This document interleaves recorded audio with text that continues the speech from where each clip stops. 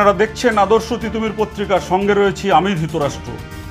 আজকে আপনাদেরকে আমরা দেখাবো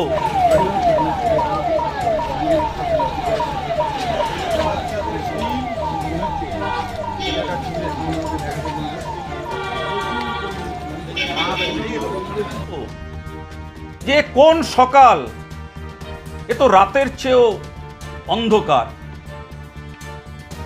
আর্তনাদ কলকাতার আরজিকর হাসপাতালে একজন তরুণী প্রতিভাবান চিকিৎসকের নৃশংস মৃত্যুর ঘটনা ঘটেছে। সেই মৃত্যুর ঘটনায় শুধু মৃত্যু নয়, তাকে ধর্ষণও করা হয়েছে বলে ময়নাতদন্তের রিপোর্টে জানা যাচ্ছে। আমরা এই খুনের মোটিভটা নিয়ে, মানে খুনের মোটিভটা কি ছিল সেটা নিয়ে কিন্তু কেউ কোনো প্রশ্ন তুলছে না। খুব চারিদিকে আন্দোলন চলছে, আর জায়গায় জায়গায় দফায় দফায় আন্দোলন চলছে, কিন্তু এই মৃত্যু নিয়ে আমরা আপনাদেরকে একটু কিছু তথ্য দিতে চাই। সেই তথ্যটা হলো যে এই যে মৃত্যু হলো একটা একেবারে ফুলের মতন ফুটফুটে তরুণী চিকিৎসকের, তার মৃত্যুর জন্য পুলিশ একজন সিভিক ভলেন্টিয়ারকে গ্রেপ্তার করেছে। পুলিশের তদন্ত, পুলিশ গ্রেপ্তার করেছে সিভিক ভলেন্টিয়ারকে। কিন্তু আমরা যেটা বলতে চাই যে আরজিকর হাসপাতাল কর্তৃপক্ষ, যিনি সুপার রয়েছেন, যিনি অধ্যক্ষ রয়েছেন, বা যারা প্রশাসনিক ব্যবস্থা দেখার জন্য রয়েছেন, তারা কেউ এই চিকিৎসকের মৃত্যুর দায় এড়াতে পারে না, কেউ পারে না। আমার তো মনে হয় তাদেরকে আগে জেরা এবং জিজ্ঞাসাবাদ করা উচিত যে হাসপাতালে কেন এত ঢিলেঢালা ব্যবস্থা ছিল। আপনারা কয়েকদিন আগেই দেখেছিলেন যে আমরা ধারাবাহিকভাবে আরজিকর হাসপাতালের চিকিৎসক দেবকুমার মণ্ডল আর ওই হাসপাতালের নার্স চন্দ্রাণী সিনহার একটা পরকীয়া প্রেমের কাহিনী আমরা তুলে ধরছিলাম, যে কাহিনীতে দেখা যাচ্ছিল যে হাসপাতালের ডিউটিতে ফাঁকি দিয়ে তারা কিন্তু হাসপাতালেই প্রেম করছিলেন, এবং তার একেবারে আমরা কিন্তু জ্বলন্ত প্রমাণ দিয়ে খবর করেছিলাম। ইতিমধ্যে সেই খবরগুলো ভাইরাল হয়েছে। সেই সময় আমাদের হাতে, আমরা যখন অন্তর্তদন্ত করেন আমাদের প্রতিবেদক সুরেন্দ্র কুমার সিং, সেই সময় হাসপাতালের অত্যন্ত চাঞ্চল্যকর কিছু তথ্য আমাদের হাতে এসেছিল।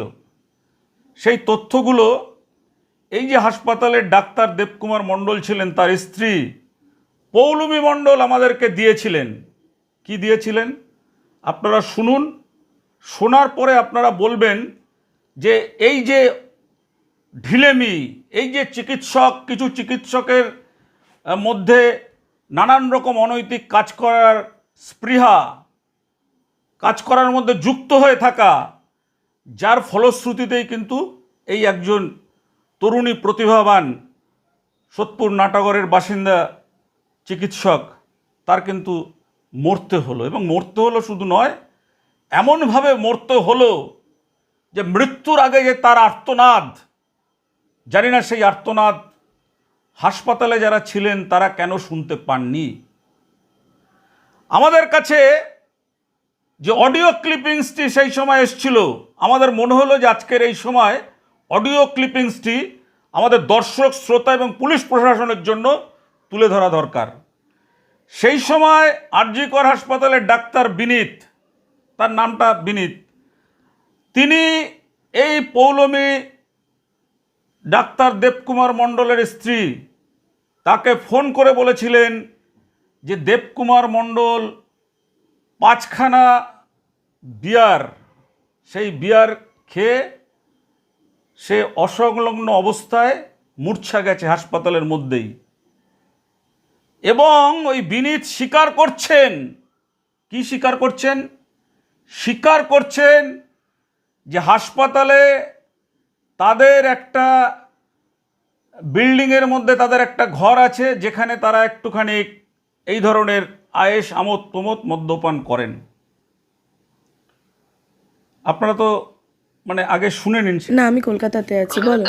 হ্যাঁ, আচ্ছা, অ্যাকচুয়ালি কয়েকটা জিনিস জানতে পারলাম, মানে ডিটেলস এখন হঠাৎ করে জিজ্ঞাসা করতে পারি না। আমি কয়েকজনকে জিজ্ঞাসা করলাম, ও বললো ও নাকি খুব নেশা পেশা করে, বুঝেছো? হ্যাঁ, মানে বেসিক্যালি বিনীত বিনীত হচ্ছে দিন রাত নিজের নেশায় ডুবে থাকে। আমি একদিন তোমাকে বলতাম, ও বিনীতের সঙ্গে মোটামুটি জুটি বেঁধেছে। কাদের সাথে? তো বিনীত বিনীত বিনীত আচ্ছা, বিনীত বিনীত এমনিতেই নেশা ফেশা করে থাকে, ম্যাক্সিমাম টাইম নেশা করে। বিনীতের একটা নেশাই হয় না, মানে তোমার ওই অ্যানাস্থেসিয়া ড্রাগ, তোমার প্রোটিন ফোটিন এগুলো নিতে হয় না। তো ও যে সবাই জানে আর কি, ও যে ওটিতে থাকে সেখানে প্রোটিন ফোটিন সব লুকিয়ে রাখতো আর কি। আচ্ছা, তো ওই বিনীতের সঙ্গে নাকি ও নেশা করে প্রচুর। তো রিসেন্টলি নাকি মানে তুমি যে আমাকে জানতে বলেছে সেটা আমি বলিনি। ও মানে ডিটেলস, মানে ও আমাকে বললো দাদা, মানে ও বিনীতের সঙ্গে নাকি দিন রাত নেশা পেশা করে, মানে নেশার ম্যাক্সিমাম সময় নাকি মানে গাঁজা বেশি খায়, আচ্ছা, ড্রাই নেশা বেশি করে, এটাই বললো। বিয়ে শাদী করেছে?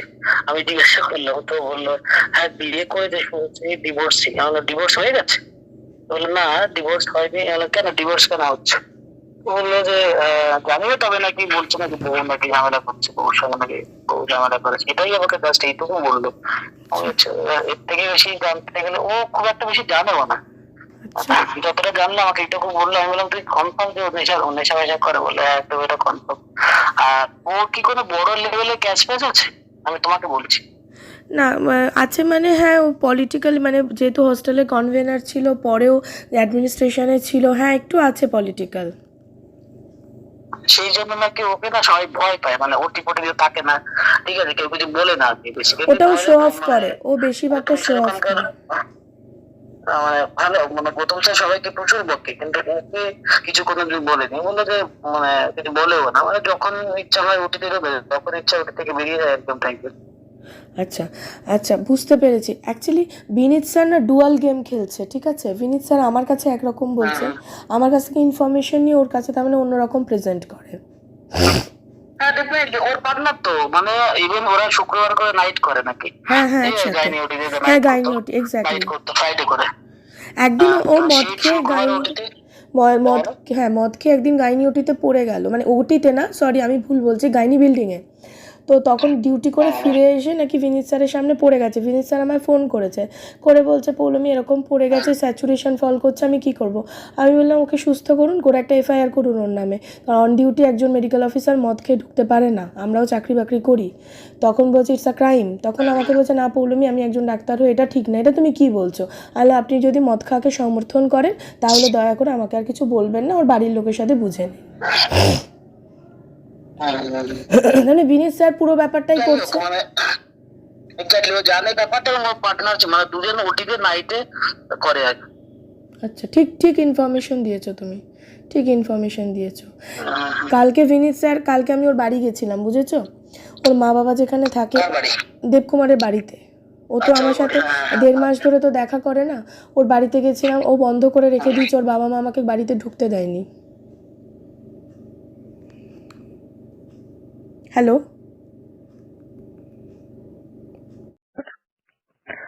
এখন ধরো, এখন ধরো, এখন ধরো, এখন, এখন এই চলো চলো শুরু করো, চলো এই দেবু কুমার এখানে খেতে পারবে এরা বসে? চলো কে বলবে নিতে, চলো তো কুমার।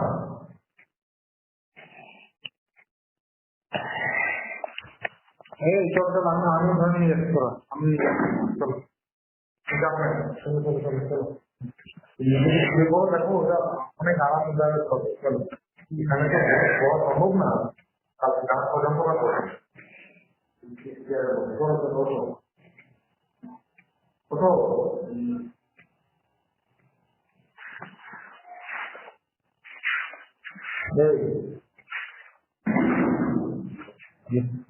ফোন করেছে কথা বলবে, ফোন করেছে কি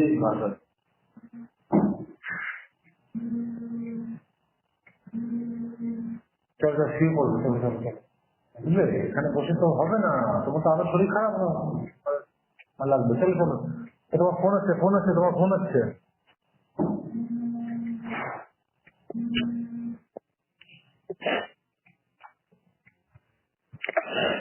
কাকে বলেছো, কি আদৌ আসবে না আসবে না? তুমি এখানে শুয়ে পড়ো, আমি ভালো বলছি। নিচে তো বিছানা করা আছে, চলো। স্যার ওকে ছাড়বেন না স্যার।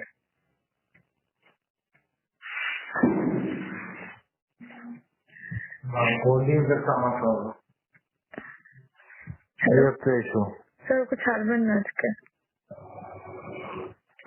কে আদৌ আসবে কিনা, কে আসবে ভগবান জানে। ফোন আসছে, কে ফোনটা করছে দেখুন না, ভাইব্রেশন মোডে দেওয়া আছে। কে ফোনটা করছে দেখুন না পকেট থেকে বার করে। টিটু না কি নাম? টিটু, তার মানে ওর বোন, নিজেরই বোন।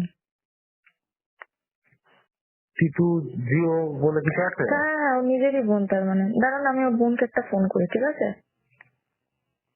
হ্যালো। না বুঝে শুনে করো, হ্যাঁ ঝামেলাটা যাতে না বাড়ে, তোমাদের ঝামেলা আমাদের ঝামেলা না। না আমি ঠিক আছে। আমি আমি ডিপার্টমেন্ট থেকে জেনেছি, এটাও বলবো না? হ্যাঁ হ্যাঁ বলো বলো। এটা জানাই। না না আমাকে জানতে হবে কি কেউ কি আসছে, নাহলে ওকে ধরে গিয়ে মানে শুয়ে দেবো আর কি। এবার চেয়ারে তো বসে শুধু দেখো, এইটা হচ্ছে গাইনি বিল্ডিং এর একদম টপ ফ্লোরে একটা রুম আছে, আমাদের রুম, একটা সিক্রেট আমি রুম তোর আছে আর বোনকে কি একটা ফোন আমাদের। করবো। এখানে বসে আমরা মাল খাই, সিগারেট খাই বা রেস্ট নিয়ে না না, আমি তোর বোনকে একটা ফোন করবো। টিটু নামে এসছে। হ্যাঁ ওর বোন। ফোন করার বোন কিরকম, মানে এমনি বুঝদার বোন তো, না মানে না, বুঝলো তো? বুঝলাম না, এই বাবা মায়ের মতোই। তাহলে এই বোন আবার যদি এখন ফোন করে এসে দেয়, সে কানে লাগায়, তো তোমাদের ঝামেলা বাড়বে না? কি দেবে? আমি বলবো আমাকে ডিপার্টমেন্ট থেকে জানিয়েছে। ওইভাবে বললে হয়? ডিপার্টমেন্ট থেকে জানিয়েছে বললে তো ঝামেলা লেগে যাবে আর কি। আচ্ছা ঠিক আছে, তাহলে যা পারবেন করুন আপনারা, আমি কি বলবো, আমার তো এখানে কিছু বলার নেই।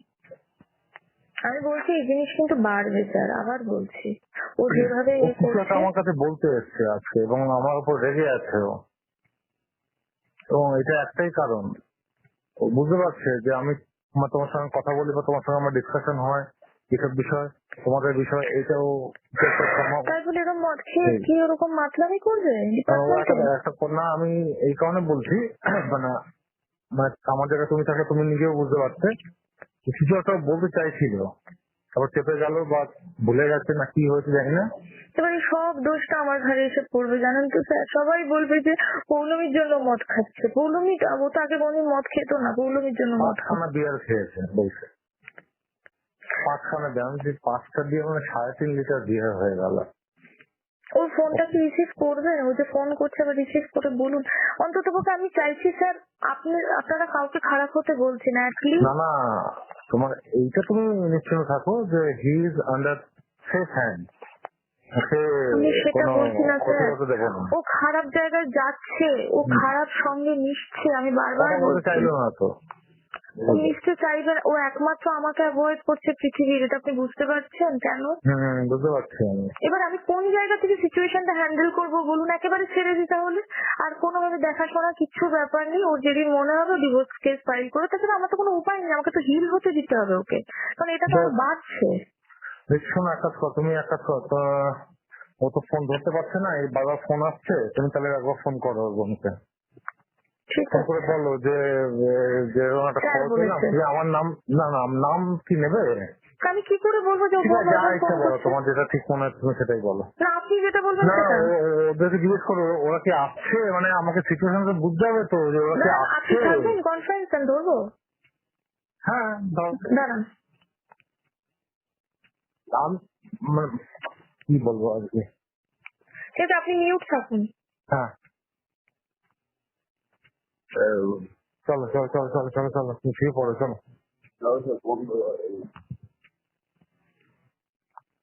বুঝি মানে না মানা। আপনারা শুনলেন, শোনার পরে আরও একটা ছোট্ট ক্লিপিংস আমরা আপনাদেরকে দেবো, যে ক্লিপিংসে ওই হাসপাতালেরই আর একজন এই পৌলমী মণ্ডলকে বলছেন যে ডাক্তার বিনীত এবং দেবকুমার মণ্ডল এই হাসপাতালে প্রতিনিয়ত মদ্যপান এবং গাঁজা সেবন করেন। আমাদের প্রশ্ন যে এই হাসপাতালে কিভাবে ডাক্তারদের হাতে মদের বোতল এবং গাঁজার পুড়িয়া এইগুলো কারা সরবরাহ করেন, এটা আমাদের প্রশ্ন। আর আজকের যে প্রশ্নগুলো আমরা তুলতে চাই, যে আমাদের এই রাজ্যের যারা সাংবাদিক রয়েছেন, যারা পুলিশ প্রশাসনে রয়েছেন, খুনের মোটিভটা নিয়ে কিন্তু কেউ কোনো প্রশ্ন করছেন না, যে খুনের মোটিভটা কি। এই কলেজের একজন পোস্ট গ্রাজুয়েট ট্রেনি, একজন মহিলা ডাক্তার, তাকে অন ডিউটি অবস্থায়, তার ডিউটি চলাকালীন তাকে নিজের হাসপাতালের সেমিনার রুম থেকে মৃত অবস্থায় পাওয়া গেছে, এবং তার শরীরে যে সমস্ত আঘাতের চিহ্ন, তা থেকে পরিষ্কারভাবে বোঝা যাচ্ছে যে ধর্ষণ করে খুন করা হয়েছে তাকে। আমি জানি না যে এরপর ঠিক আর কি কি দেখার আমাদের বাকি আছে। এমনিতেই তো ডাক্তারদের নিরাপত্তা বলে কিছু নেই হাসপাতালে। দীর্ঘদিন আমরা দেখে এসেছি যে কোনো কিছু হলেই ডাক্তারের ওপর আক্রমণ, ভাঙচুর, রোগীর পরিজন থেকে শুরু করে সমস্ত সব দোষ ডাক্তারের, সবকিছুতে ডাক্তারের উপর হামলা সবার আগে হয়, যেহেতু ডাক্তারের সবার সামনে আসে। সিকিউরিটি বলে কোথাও কিছু নেই। এই জিনিসগুলো মোটামুটি গা সওয়া হয়ে গেছে আমাদের। আমি জানি না আমরা কবে নিয়ে প্রশ্ন তুলবো। আর আজকের যে ঘটনাটা ঘটলো, নিজের কলেজে নিজের সেমিনার রুমে একজন ডাক্তার তার ডিউটি চলাকালীন 35-36 ঘন্টা ডিউটির মধ্যে মাত্র 2-1 ঘন্টার জন্য একটু বিশ্রাম নিতে গেছিল, সেখানে তার এই পরিণতি। আবার হাসপাতাল কর্তৃপক্ষের পক্ষ থেকে অধ্যক্ষ প্রশ্ন তুলছেন যে একজন মেয়ে, সে কেন রাত্রিবেলা একা সেমিনার রুমে গেছিল। মানে এটা কতটা নির্লজ্জ হলে এই কথাটা বলা সম্ভব। মানে সরি টু সে, আমি সিনিয়র, আমি জানি না মানে কতটুকু শ্রদ্ধা তাকে দেখানো যায় যে এই প্রশ্নটা যে তুলতে পারে। ডাক্তারের কি সত্যিই কোনো লিঙ্গ বৈষম্য হয়?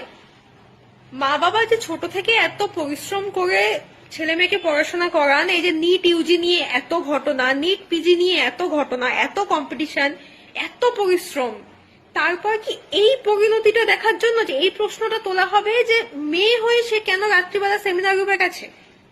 মানে নিজের হাসপাতালে একজন ডাক্তারকে সিকিউরিটি দিতে যারা ব্যর্থ, কোনো সিসিটিভি ক্যামেরা নেই, কোনো সিকিউরিটি নেই। আমরা দিনের পর দিন দেখে এসেছি এই জিনিসটা, শুধু একটা হাসপাতাল বলে নয়, মোটামুটি 99% হাসপাতালে পিজিটিদের জন্য কোনো যথার্থ অন কল রুম নেই, কোনো যথার্থ পিজিটি রুম নেই।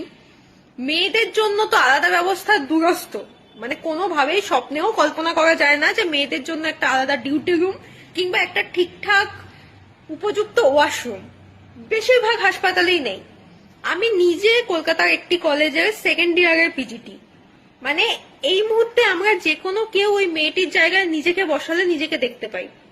আজকে এই খবরটা শোনার সাথে সাথে আমার বাড়ি থেকে আমার বাবা ফোন করে বলছে, মনা তুই ভালো আছিস তো? এই প্রশ্নটা বোধহয় সব বাবা মার, যারা এত পরিশ্রম করে তাদের সন্তানকে ডাক্তার হিসাবে দেখা, নামের আগে ডাক্তার কথাটা দেখার স্বপ্ন দেখেছিলেন। আমি জানি না এরপরে প্রশাসন চুপ থাকবে কি হবে, মানে এরপরেও যদি আমরা চুপ থাকি তাহলে শেষ খুব সামনে, আর কিছু বলার নেই। এই সেমিনার হলে কেন এই চিকিৎসক ঘুমোতে গেলেন, এইটা প্রশ্ন তুলেছেন হাসপাতালের অধ্যক্ষ, সুপার, এরা প্রশ্ন তুলেছেন। এরা এইসব প্রশ্ন তুলেছেন, আগে তো এদের গ্রেপ্তার করা উচিত। যে একজন চিকিৎসক তাকে যখন খুন করা হলো, তার যে আর্তনাদ, সেই আর্তনাদ হাসপাতালের কোনো কর্মী কেন শুনতে পারলেন না? আমরা আজকে সেই খুন নিয়ে আমাদের দর্শক, শ্রোতা, পাঠক যারা রয়েছেন তাদের জন্য আমরা কয়েকটা প্রশ্ন তুলতে চাই। ঘটনাস্থলে খুনের পরে, জানাজানির পরে ঘটনাস্থলে গিয়ে পুলিশ রক্তাক্ত ঝুলন্ত দেহ পাওয়ার পরেও প্রথম যে তাদের অবজারভেশন ছিল, তাতে কিন্তু তারা ঘটনাটাকে আত্মহত্যা বলে চালানোর চেষ্টা করেছিলেন। কেন? 1 নম্বর। 2 নম্বর হচ্ছে, মিতার বাড়িতে ফোন করে সরাসরি আত্মহত্যা করেছে জানানো হয়েছিল। কার নির্দেশে সেই ফোন করে জানানো হয়েছিল? ময়নাতদন্তের আগে, গোটা ঘটনার তদন্ত করার আগে কার কথায় এই চিকিৎসকের বাড়িতে জানানো হয়েছিল যে তিনি আত্মহত্যা করেছেন? এইসব মোটিভগুলো। 3 নম্বর, বডি, তার যে মৃতদেহ তড়িঘড়ি পোস্টমর্টমে পাঠানোর জন্য কেন আপ্রাণ চেষ্টা করছিল পুলিশ? কেন? সে তো মারা গেছে, তার বডি ময়নাতদন্ত হবে, সে তো সময় মতন হবে, এত কেন তড়িঘড়ি করেছিল? যে হাসপাতালে এমন ভয়ঙ্কর অপরাধটা ঘটেছে, যেখানে পোস্টমর্টম করার উদ্দেশ্যটা কি?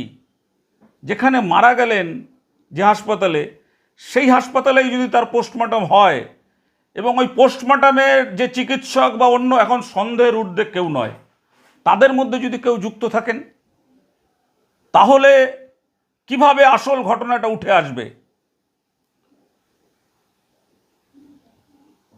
এখানে চিকিৎসকের একজন নেতা রয়েছেন শাসক দলের, তিনি কিন্তু ঘটনাস্থলে গিয়ে 2 ঘন্টা বসেছিলেন।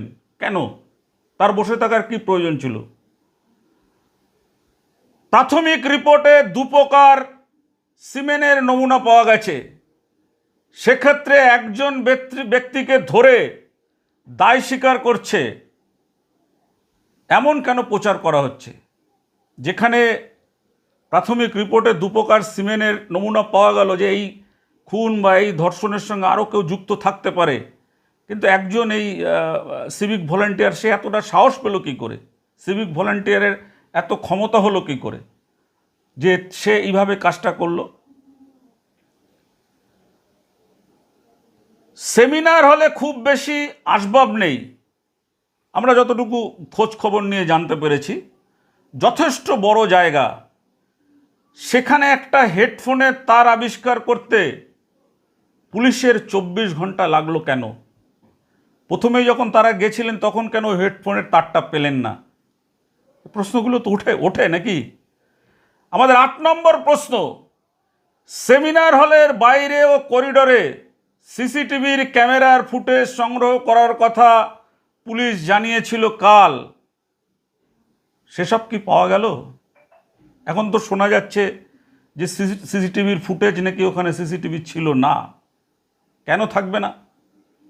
কেন থাকবে না? একটা সরকারি হাসপাতাল, মেডিকেল কলেজ হাসপাতাল, আর কিভাবে এই যে যাকে ধরা হয়েছে সে, তার সঙ্গে আর কারা কারা যুক্ত রয়েছেন, সেগুলো তদন্ততে কেন আসছে না? 11 জনের প্রাথমিক তদন্ত কমিটিতে করা হয়েছে। সেই কমিটিতে অধিকাংশই মানে এই হাসপাতালের চিকিৎসক বা এই হাসপাতালের লোকজনকে রাখা হয়েছে, যেহেতু তারা এই ঘটনার সময় ডাক্তার বা ইন্টার্নের দায়িত্বে ছিলেন। তেমন তদন্ত কমিটির মানে কি, যেখানে হাসপাতালের সুপার প্রথমেই প্রশ্ন তুলছেন যে ওনার ওখানে সেমিনার হলে যাওয়া উচিত হয়নি, এই হয়নি, তেন হয়নি, এইসব যখন প্রশ্ন তুলছেন, তাহলে সেই হাসপাতালের লোকজনদের নিয়ে, তাদেরকে নিয়েই তদন্ত কমিটি করে কি হবে? প্রিন্সিপাল যিনি রয়েছেন, তিনি এমন জঘন্য মিসোজিনিক মন্তব্য করার পরেও প্রশাসনের তরফ থেকে তাকে এখনও কেন ক্লোজ করা হলো না, বা গ্রেপ্তার করা হলো না, বা সাসপেন্ড করা হলো না? এটা আমাদের প্রশ্ন। এইসব প্রশ্নের উত্তর মানুষ জানতে চায়। আপনারই এলাকার বাসিন্দা, এই আরো একটা রহস্য মৃত্যুর মতো ঘটনা ঘটেছে, কি বলবেন বিষয়টা নিয়ে? আমরা সকলে খুব মর্মাহত। মেয়েটা অতীব ভালো মেয়ে এবং শান্ত প্রকৃতির মেয়ে। সকলে মেয়েটার এই রকম যে মৃত্যু, এটা কেউ আশা করতে পারে না। এবং আমরা, ও এই এলাকায়, আমার বাড়ি এর পাশেই, ও ছোটোবেলাতে আমাদের সাথেই একসাথে দেখেছি ওকে বড় হতে। এবং আজকে সকালবেলা যখন প্রথম ঘটনাটা শুনতে পারলাম, আমরা প্রথমে কেউ বিশ্বাসই করতে পারছিলাম না যে এই মেয়েটার এইভাবে মৃত্যু হতে পারে। পরবর্তীকালে যখন এদের বাড়ির লোক সবাই হসপিটালে গেল এবং আমরা জানতে পারলাম যে মেয়েটা মারা গেছে, তখন আমরা শুনলাম যে মেয়েটাকে পাশবিক অত্যাচার করে তার মৃত্যু হয়েছে। কি অনুমান করছেন? আমরা অনুমান করছি মেয়েটাকে রেপ করে মার্ডার করা হয়েছে। কি চাইছেন আপনারা? কি চাইছেন? আমরা প্রকৃত অপরাধীর শাস্তি চাই, সে যেই হোক না কেন, প্রকৃত অপরাধীর আমরা শাস্তি চাই। প্রশাসনের কাছে কি বার্তা দেবেন? আমরা প্রশাসনকে বলবো যে অপরাধীর এমন দৃষ্টান্তমূলক শাস্তি দেওয়া হোক যাতে পরবর্তীকালে এই ঘটনা আমাদেরকে আর দেখতে না হয়। আপনি শাসক দলেরই একটা পদে আছেন, সুতরাং একটা মানুষ যেখানে সরকারি হাসপাতালেরই ডাক্তার, সেইখানেই নিরাপত্তা নেই, কি বলবেন? যেখানে সিসি ক্যামেরা নেই। দেখুন, অ্যাকচুয়ালি হসপিটালের কি পরিবেশ আপনারা সকলেই জানেন, আমরাও জানি। সেখানে সব জায়গায় হসপিটালে আজও মনে হয় সিসি ক্যামেরা লেগে ওঠেনি। তবে আমরা এইটুকু বলতে পারি, মানুষ নিরাপত্তার অভাবে ভুগছে। আপনি শাসক দলের থেকেও বলছেন নিরাপত্তার অভাবে? হ্যাঁ, কারণ যেভাবে চারিদিকে যা ঘটছে তাতে মানুষকে, আমি সকাল থেকেই দেখছিলাম যে মানুষের মধ্যে একটা সমালোচনা, যে আমরা কিভাবে বাস করছি, আমাদের ফিউচার কি, আমাদের নিরাপত্তাটা কোথায়, এটা মানুষের মধ্যে একটা আলোচনা। প্রশাসনের উপর আশ্বাস আছে নাকি? আমাদের পুলিশ প্রশাসনের আস্থা আছে এবং আমরা বহু ঘটনা দেখেছি, পুলিশ আজ না হোক কাল সঠিক অপরাধীকে খুঁজে বের করেছে। তাই এই কেসেও আমাদের পুলিশের উপর সম্পূর্ণ আস্থা আছে, আমাদের মুখ্যমন্ত্রীর উপর সম্পূর্ণ আস্থা আছে। কারণ আমাদের মুখ্যমন্ত্রী অন্যায়ের বিরুদ্ধে যেভাবে অপরাধীকে শাস্তি দিতে হয় সেটা উনি জানে, এবং আমার বিশ্বাস এই কেসে উনি ঠিক সেইভাবেই অপরাধীকে শাস্তি দেবেন। তাহলে ডাক্তাররাই নিরাপত্তা পাচ্ছে না, সেখানে পেশেন্টরা কি নিরাপত্তা পাবে? হ্যাঁ, এটাও তো একটা কথার কথা। কারণ হসপিটালে যে ঘটনা ঘটেছে তাতে ডাক্তারদের মনে এই প্রশ্ন থাকতে পারে যে ডাক্তাররা যদি নিরাপত্তা না পায় তাহলে সাধারণ মানুষের নিরাপত্তাটা কী হবে। সুতরাং আমার আশা করি আমাদের নেত্রী আগামী দিনে এই ব্যাপারটাকে আরও সঠিকভাবে দেখবেন। আপনার নাম? আমার নাম সুখদেব দাস, আমি পূর্ব পানিহাটি তৃণমূল কংগ্রেসের সহসভাপতি। 22 বছরের মেয়ে, 22 থেকে 23 বছর, ডিউটিতে ছিল, দ্বিতীয় বর্ষের ডাক্তার, এবং ডিউটিতে রাত 10টা থেকে নাইট ডিউটি হয়। পরবর্তীকালে সকালে যখন সবাই দেখছে যে ওর মৃতদেহ, পুলিশ বা হাসপাতাল অথরিটি প্রথম দেখে, পুলিশকে ডাকে, এবং তারপর থেকে আমরা আমাদের CP Calcutta police commissioner, director PG হাসপাতাল, director NRS hospital, principal RG Kar, সমস্ত লোক এক জায়গায় হয়ে, এবং স্টুডেন্টরা তারা এর নিন্দা করেছে। কিন্তু আমরা মনে করি যে এটাকে হত্যা, এবং ঠান্ডা মাথায় একে হত্যা করা হয়েছে। এই হত্যার জন্যই আমরা এফআইআর করেছি, ওর বাবা এফআইআর করেছে, এবং জুডিশিয়াল ম্যাজিস্ট্রেট সে এসে ভিসারা করেছে। জুডিশিয়াল ম্যাজিস্ট্রেট এবং 3টে হাসপাতালের ডাইরেক্টর, এমএসভিপি এবং বড় ডাক্তার, 12 জনের টিম তারা পোস্টমর্টম করেছে। এবং এটা আমি বলতে পারি যে কলকাতা পুলিশের সিপি সারাক্ষণ ছিল আমাদের সঙ্গে, এবং ওরা কিছু ক্লু নিশ্চয়ই পেয়েছে। যে ঘরটায় ওরা একটা মিটিং ঘর, ওখানে মেয়েরা, নার্সরা, ডাক্তাররা তারা জামা কাপড় ছাড়ে, বাকি জায়গাতে সিসি ক্যামেরা আছে। So it will be revealed, দেখা হয়ে যাবে। এবং আমাদের দৃঢ় ধারণা এই কালপ্রিট, যেটা একটা ভবিষ্যৎকে নষ্ট শুধু করেছে তা নয়, আমাদের লজ্জা এই ঘটনায়, এবং ডাক্তার সমাজকে আজকে যেভাবে ভীত সন্ত্রস্ত করেছে আরজি করের সমস্ত এমডি ডাক্তার, এমবিবিএস ডাক্তার, সমস্ত স্পেশালিস্ট, তারা এই মেয়ের বাবার সঙ্গে, মার সঙ্গে, আমাদের সঙ্গে থেকে তারা সর্বরকম সাহায্য করবে, এবং গিল্ট যে ক্রিমিনাল এর পেছনে তো নিশ্চয়ই থাকবে। ওরা আত্মহত্যার ঘটনা বলছিল, আমরা বলেছি না, তাকে যেভাবে তার গায়ে ক্ষত দাগ আছে, মুখে রক্ত আছে, ওকে মেরেছে এবং মেরে ফেলেছে। এবং তার বিচারের জন্য মুখ্যমন্ত্রী নিজে সিট গ্রহণ করা এবং সেটাকে সিপি ক্যালকাটা পুলিশ কমিটি ঘোষণা করে দিয়েছে যে সিট গঠন করে যত শীঘ্র সম্ভব এর ঘটনার উন্মেষ করা হবে এবং ক্রিমিনাল ধরে তাকে ক্যাপিটাল পারমিশন দিতে হবে, এটা আমাদের দাবি। একটা ঘটনা এখানে খুব দেখার, যে রাজনীতি অনেক লোকই করে। একটা মেয়ে ভবিষ্যৎ উজ্জ্বল করতে যাচ্ছিল, তার মৃত্যুতে আমরা রাজনীতি করতে চাই না, কিন্তু এটা ঠিক যার লস হয়েছে তার পরিবারের বাবা মায়ের একমাত্র সন্তান। আমরা শুধু এইটুকু বলতে চাই যে আমরা ধৈর্য সহকারে আমরা দেখব যে যারা তদন্ত করছে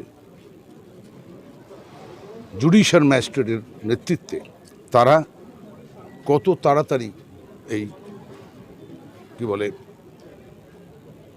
আসামিকে ধরতে পারে এবং ঘটনা উন্মেষ করতে পারে।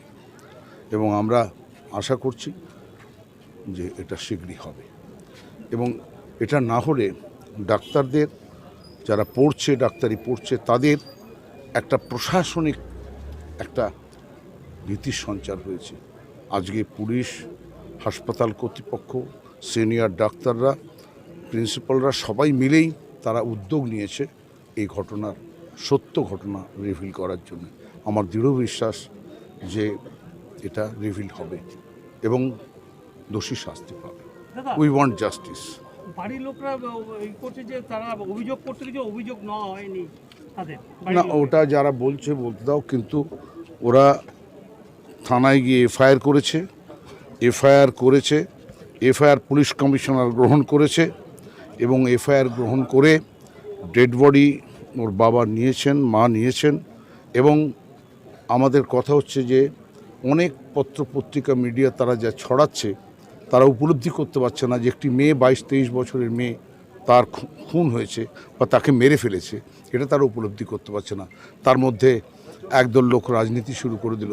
রাজনীতি তো সবটাই করা যায়, কিন্তু আসল ঘটনা, সত্য ঘটনা উদ্ঘাটন কজন করতে পারে? কিন্তু আমার দৃঢ় বিশ্বাস, আমার এলাকার আমি সকাল থেকে ছিলাম, এখনও আছি, শ্মশান পর্যন্ত থাকবো এবং কালপ্রিটকে, দোষীকে আমরা বের করবই। জাস্টিস টু দি ফ্যামিলি আমরা দেবো। প্রাথমিক যে পোস্টমর্টম রিপোর্ট হয় সেখানে কি উঠে এসেছে? সেটা আমরা বলতে পারবো না, আমাদের তো বলবে না। ওরা বোর্ড বসাবে, বোর্ড বসিয়ে তারা আলোচনা করবে।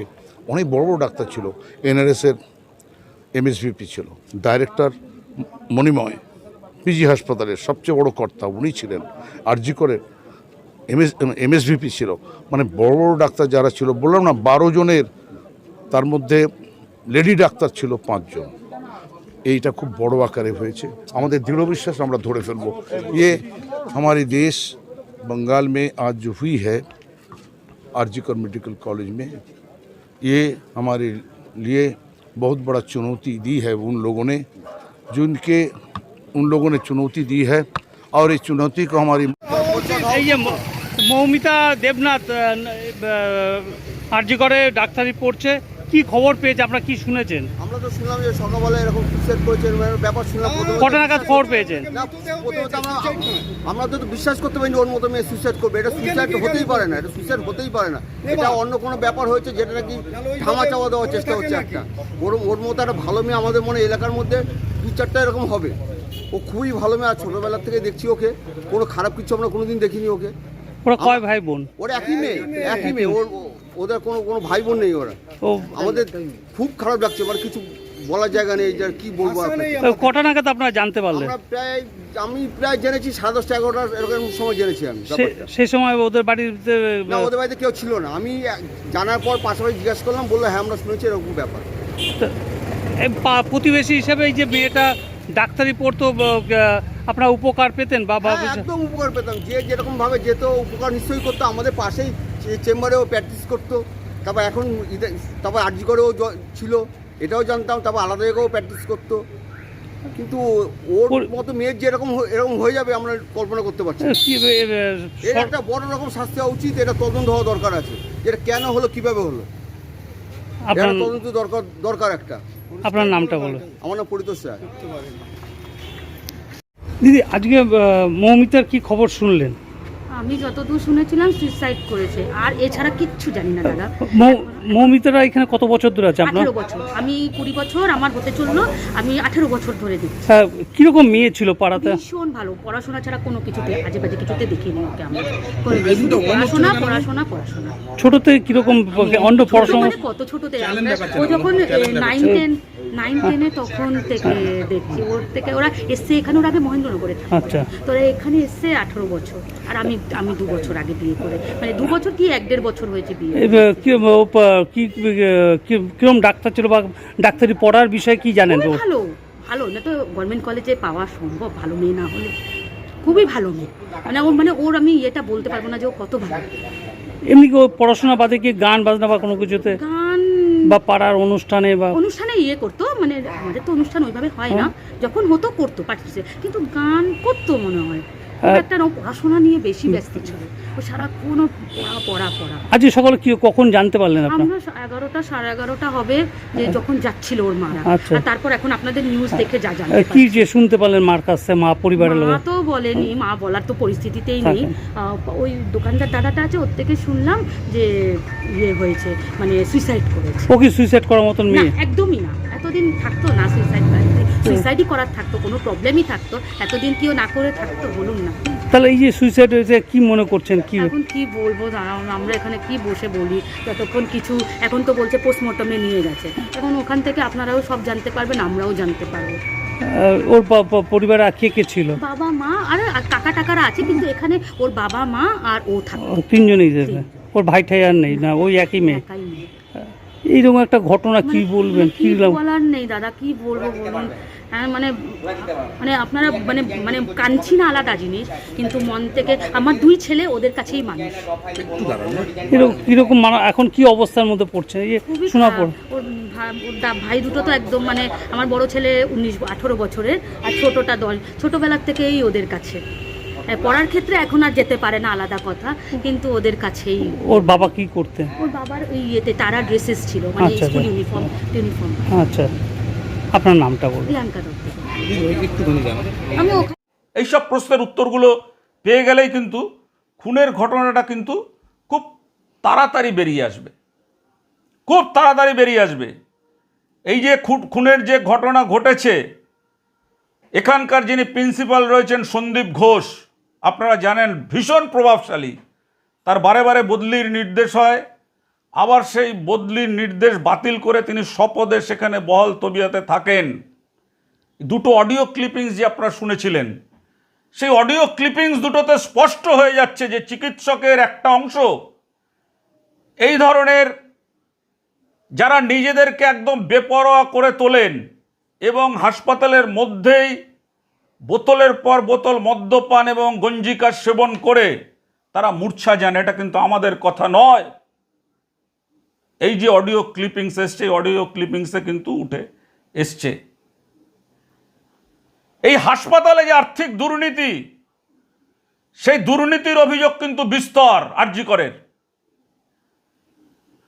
চিকিৎসা সরঞ্জাম কেনা, চুক্তির ভিত্তিতে কর্মী নিয়োগ করা, হাসপাতালের পরিকাঠামো বিষয়ে, ক্যান্টিন, সুলভ শৌচালয়, বিভিন্ন অনুষ্ঠানে টিফিনের বরাত সর্বত্র, এবং এসব ক্ষেত্রে কাটমানি প্রথায় ব্যক্তিগতভাবে এখানকার যিনি দায়িত্বে রয়েছেন তিনি লাভবান হয়েছেন বলে মানুষের ধারণা। আমরা আজকের আপনাদের কাছে এই ঘটনাটা তুলে ধরছি যে চিকিৎসকের মর্মান্তিক মৃত্যুতে যারা এই অপরাধমূলক কাজের সঙ্গে যুক্ত রয়েছেন তাদের তো দৃষ্টান্তমূলক শাস্তি দিতেই হবে, কিন্তু যারা আরজি কর হাসপাতালটাকে, যে চিকিৎসক, যে নার্সরা, যারা নিজেরা এখানে অবৈধ প্রেমের একেবারে আতুর ঘর তৈরি করে তুলেছেন, তাদের কি শাস্তি হবে? যারা এই হাসপাতালে বোতলের পর বোতল বিয়ারের, মদের বোতল, গঞ্জিকা সেবন করেন, তাদের কি হবে? এই প্রশ্নগুলো কিন্তু আমাদের রয়েছে। আমরা এই প্রশ্নগুলো আপনাদেরকে তুলছি যে আরজি কর কর্তৃপক্ষ তারা যদি সতর্ক হতেন প্রথম থেকেই যে এই হাসপাতালে যারা চিকিৎসক রয়েছেন তাদের একটা অংশ বিভিন্ন নেশার সঙ্গে যুক্ত হয়ে পড়েছেন, প্রমাণ যা বলছে এবং সেই কারণেই কিন্তু তাদের নেচার জিনিস সরবরাহ করার জন্যই কিন্তু বহিরাগতদের এই অবারিত প্রবেশ দ্বার হয়ে উঠেছিল এবং এই সমস্ত মানুষের কিন্তু একেবারে তারা কিন্তু এটাকে নিজেদেরকে আতুর ঘর ভেবেছিলেন। তাই আজকের দেখুন আমরা আপনাদের সামনে তুলে ধরছি আর.জি. কর কর্তৃপক্ষ সতর্ক হলে প্রতিভাবান চিকিৎসককে খুন ও ধর্ষণ মৃত্যু হতো না। আপনারা কি বলেন? যদি আপনারা মনে করেন যে হ্যাঁ আমরা যে প্রশ্নগুলো তুলেছি এই প্রশ্নগুলোর সঙ্গে আপনারাও একমত, তাহলে অবশ্যই বেশি বেশি করে আমাদের এই খবরটাকে শেয়ার করবেন। কারণ হচ্ছে মানুষের জানা উচিত যে এই হাসপাতালের ভেতরে যারা কিছু চিকিৎসক যারা মৌরসি পাট্টা খুলে রেখেছেন তারা কি করছেন। এমন কিন্তু ভিতরে আরও অনেক লুকানো কাহিনী লুকানো পর্ব রয়েছে, আমরা চেষ্টা করব সেইগুলো আপনাদেরকে জানানোর জন্য। আজকের দেখুন আর.জি. করে আর্তনাদ।